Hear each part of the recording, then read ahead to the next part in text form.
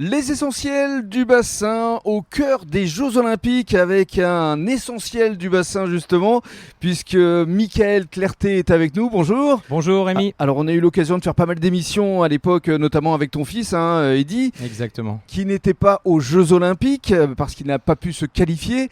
Par contre, toi tu étais aux commentaires, tu nous as fait vibrer durant cette finale historique parce qu'on a eu un podium français. Justement là tu...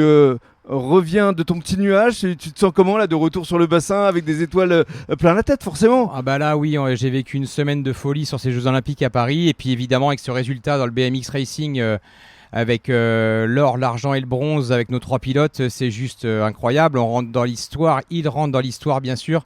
Et ça faisait 100 ans que c'était pas arrivé quand même, et là ils rentrent dans l'histoire du sport français quoi. Ça va bien au-delà de notre petit BMX habituel où c'est quand même on n'est pas hyper médiatisé, et là pour le coup ils arrêtent pas les télés de se faire. Alors comment tu as vécu justement cette course en amont? Tu te disais déjà ils peuvent le faire? Oui, déjà en arrivant sur place, on savait que depuis un an, depuis que les points olympiques comptent pour la qualification, on savait déjà d'entrée de jeu que en tout cas Joris Daudet et Romain Mailleux, en ayant gagné quasiment toutes les coupes du monde à eux deux, on savait qu'ils seraient déjà ici pour un podium, une victoire. Ils avaient des prédispositions. Exactement, c'était déjà sûr, ils étaient déjà préqualifiés quasiment avec leurs résultats de 2023. Et pour Sylvain André, ça a été un peu plus compliqué. Lui a été blessé tout l'hiver, il n'a pas roulé pendant 4, 5, 6 mois. Et du coup, il avait qu'une chance de se qualifier, c'était au championnat du monde. Et il a réussi en faisant un podium, en faisant 3e derrière Joris Daudet. Donc c'est juste énorme quoi. Et alors comment tu as vécu justement cette course? Parce que juste avant, il y a eu le président de la République, Emmanuel Macron, qui est venu en personne. Ça a dû te mettre quand même un petit coup de pression avant de commenter la course, non? Ouais, bah déjà la pression parce que les garçons avaient déjà tout gagné, les quarts de finale et demi-finale. Oui. Après, donc j'aperçois Tony Estanguet en dessous dans la tribune où j'étais moi vers l'arrivée. Et puis d'un seul coup, on voit qu'il y a du mouvement, que les gens sortent service d'ordre, et puis tous les téléphones qui sortent dans le public, et on s'est dit là, il y a quelque chose qui se passe. Oui. Et c'était une fierté de voir Emmanuel Macron qui vient. Il y a tellement de sports en même temps au jeu. C'est ça. Qui viennent voir le BMX. Il revenait de voir Léon Marchand. Il était 20-25 minutes juste avant voir la finale de Léon Marchand. Donc je pense qu'ils ont dû appuyer sur les gaz pour arriver au BMX et ne pas louper cette finale historique. Alors ça s'est passé à Saint-Quentin en Yvelines. Raconte-nous cette course, comment tu l'as vécue et puis l'après, forcément. Bah je l'ai vécu vraiment intensément. Il y avait toute cette pression, tout le public, c'était une ambiance de dingue, comme d'ailleurs toutes les épreuves où il y a des finales au jeu, c'est juste incroyable ce qu'ils ont fait à Paris avec des sites exceptionnels. Je pense que Los Angeles, il va falloir qu'ils sortent un peu de qui s'accroche, ouais. Qui s'accroche parce que là le niveau à Paris c'est juste dingue.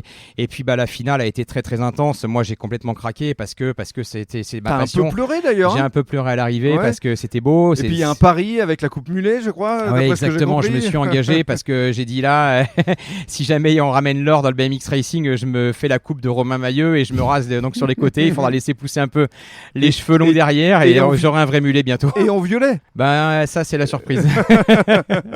Et alors comment ça s'est passé après? Parce que on t'a vu aussi dans l'émission de Laurent Luyet et de Léa Salamé. Quel jeu ça aussi, ça a dû être une vraie consécration pour toi. Oui, c'est vrai que c'était la première fois que j'étais sur un plateau comme ça, télé en direct, et bien sûr je le dois aux 3 pilotes qui ont fait l'or, l'argent et le bronze. C'est grâce à eux qu'on a été un peu médiatisés, et surtout bien sûr eux ils arrêtent pas. Oui, mais t'as donné l'enthousiasme aussi. Oui. Et la passion. Oui, c'est ça. Je pense qu'il s'est passé quelque chose, et dans ces moments-là on peut pas tricher, on peut pas jouer un rôle, et c'est juste le naturel qui était là, et j'ai craqué complet, et ce qui rendait leurs images un peu plus belle encore. Oui, parce qu'il faut rappeler que toi aussi, tu as été un vrai coureur aussi à haut niveau. Oui, j'ai fait 35 ans de compétition, dont 8 ans en élite. Ouais. Donc légitime quand même. Ouais, non, c'est sûr, ça fait plaisir en tout cas. Ouais. Parlons de l'avenir justement, Michael, maintenant. Donc après ces moments d'exception historique, il faut redescendre sur Terre, on pense à l'avenir.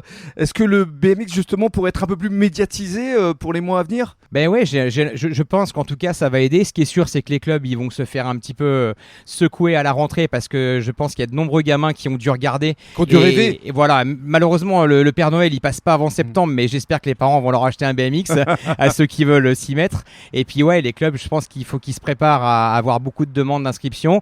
Et puis bien sûr, pour parler de la télé, on espère que voilà, des gens comme France Télévisions ils vont mettre le paquet pour passer les coupes du monde et qu'il y en ait un peu plus toute l'année. On l'espère. Qu'est-ce que ça représente pour toi d'être la voix du BMX, et quelle image tu retiens de ces Jeux Olympiques? Là forcément c'est le résultat qui fait que c'est magique, mais même vivre mes premiers jeux, moi qui aime le sport en général, j'ai toujours regardé depuis que je suis gamin les Carl Lewis, tout ça. Enfin voilà, il y a toujours des sports qui font rêver et là, c'est mon sport qui est presque mis en avant. Alors évidemment, on aurait aimé que ce jour-là, il n'y ait pas Léon Marchand et Teddy Riner, mais en tout cas, ça reste ils sont incontournables. Et c'est normal qu'ils volent un tout petit peu la vedette à nos 3 BMXers, mais je pense qu'ils ont fait le job et ils sont rentrés dans l'histoire. Historique. C'est clair. 3 Français sur les 3 marches du podium, or, argent, bronze, c'est du jamais vu. Donc forcément, ça mérite d'être... Si, déjà vu, mais il y a 100 ans. Oui, c'est ça, mais on n'était pas nés à l'époque. Hein. C'est ça. Mais on te souhaite bonne chance pour la suite, Michael. Ça marche. Et on espère que tu vas continuer à incarner ce sport qui nous a fait vibrer, parce que c'est vrai qu'il est très spectaculaire. C'est même trop court par moment. Hein. On aimerait que ça dure un peu plus. Oui. Mais c'est comme ça, ce sont les règles du jeu. Et encore bravo de nous avoir fait vibrer. Merci beaucoup pour l'interview, c'est gentil.